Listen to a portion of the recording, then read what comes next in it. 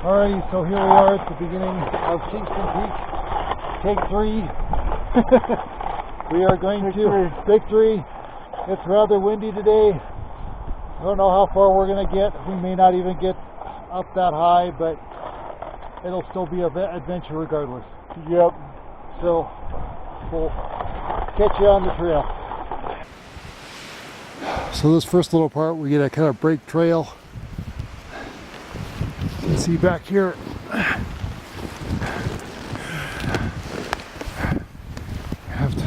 This part doesn't get much wind, so there actually is a fair amount of snow in this little part. I'll probably turn the corner here and then there'll be a big blank spot again.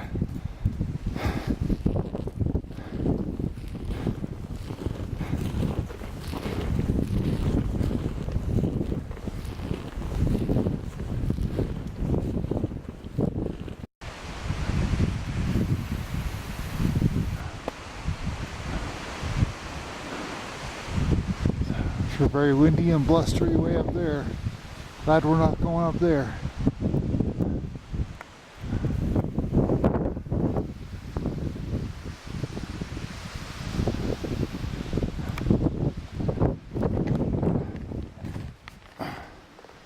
We do have to walk through all the rocks. There's too much wind, so it blows all the snow away. So, after 2 hours of hiking, we realized we'd only gone about a mile, and it was just not working very well. It was extremely windy. At this point, we had the snow was getting even more difficult to walk in. It was we were sinking up to our knees with snowshoes on, and so it was very, very difficult to be able to move. And so we decided to get off the trail and try to find a spot to go camp. And now back to the video. Well, we found our spot. It's a lot lower than we expected we were going to be, but it's so windy that we're not going to be able to make it very far.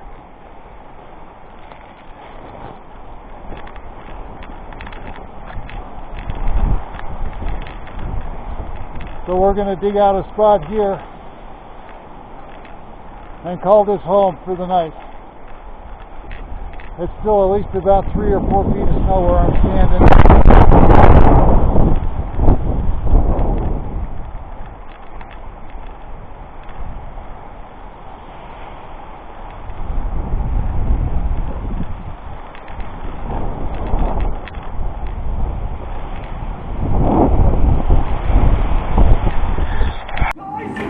Faster than it's melting! Jump faster! No sacrifice! No victory! We'll get to the Iron Circle, lads!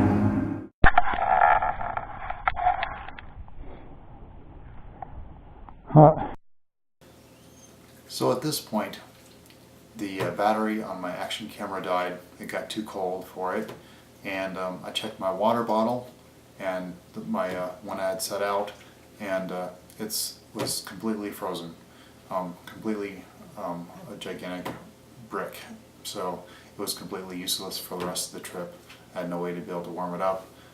So I had, of course, I had the other water bottle that was in my insulated container, which was fine. But this other one, I had just a sock, just a wool sock around it, and I had set it out, and it was totally frozen.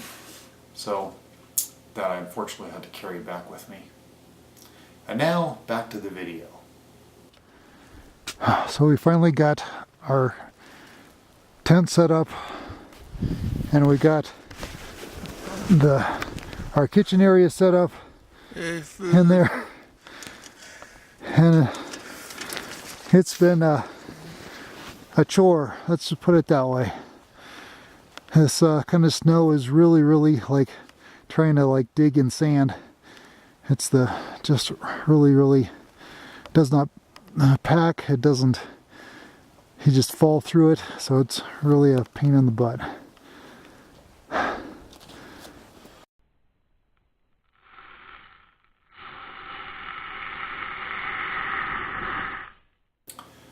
Sugar snow, something that is extremely difficult to deal with. If you don't know what that is, essentially it is very similar to sugar. It doesn't pack. It's extremely difficult to walk in because it's kind of, but it's light and fluffy, so you sink through it. It is a difficult kind of snow to deal with, as well as it's also extremely dangerous. If we were like higher up in the mountains, that's how avalanches start, because that kind of snow slides very easily, and so if you have a heavier, more solid snow on top, and then you have the sugar snow underneath that, and that part gives way, and that's what starts the avalanche. And so this time of year when we went, was really bad avalanche season, and I could tell why, because there was a lot of sugar snow. We are not in an area that had to worry about avalanches, so we weren't worried about that, but we definitely could see the effects of sugar snow.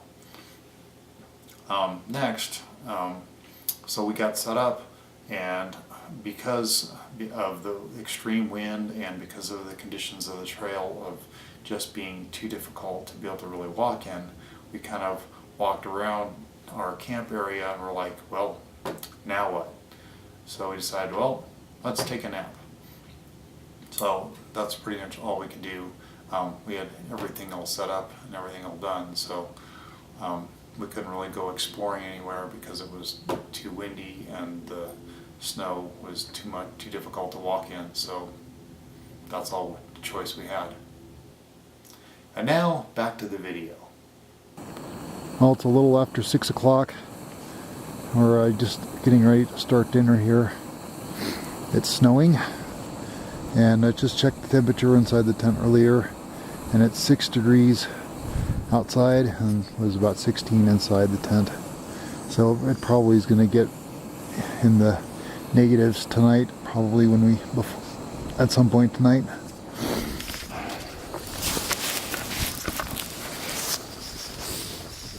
So we're just trying to make some dinner. Hopefully it'll be ready soon. Just have to heat up some water. So on this trip, it was the first time I actually had to use the little heat packets, ones that you open up and you shake and then they warm up. I really actually needed those. This is to date the coldest trip that I have ever been on, and we found out that like during the night while we were trying to cook and do a few other things, I definitely needed to have the little heat packets in my gloves. So because you pull out your hands to do stuff and then they get really cold, and then you put your hands back in, and I definitely needed those to keep my hands warm. And then at night I decided to open up a second set, and I put them inside my socks before I went to bed, just to keep my feet from being too cold. I was just having an issue with having my feet just not wanting to stay warm, so it was best to just put those in my socks and went to bed, and that worked. But that was definitely a first for me. I've never really had to use them. I've always brought them along, but I was glad I had them. And now back to the video. So it got down to 2 degrees last night, and I was going to show you my water again with my special insulator. There's no ice at all in it. It's completely watery. So we were hoping it would get down below 0, but no such luck. But anyway, we are just cleaning up camp here. I'll show you outside in a minute, and we're going to be heading out. So as you can see, as I'm rolling up my normal mat, I used my eating mat underneath my normal mat to give me just a little extra insulation. So that's always a great tip. It always, the more insulation you have away from the snow, the better. Well, here's our view from our camp. Not much to see. We're kind of buried in trees here, but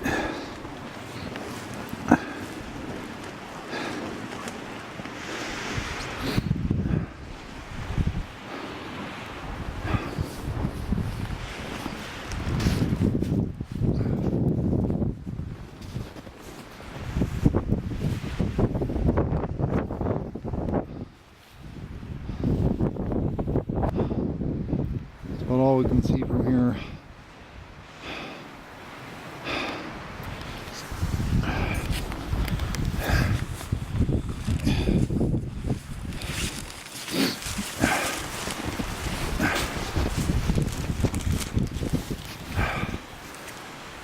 So there's at least probably 5 feet,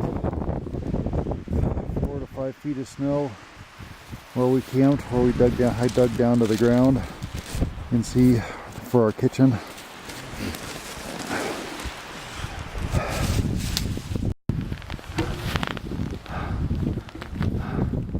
So we're heading back to the car. As our following the trail back.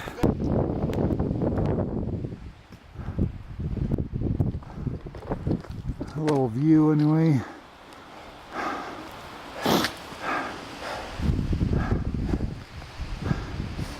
So what do you think, Paul?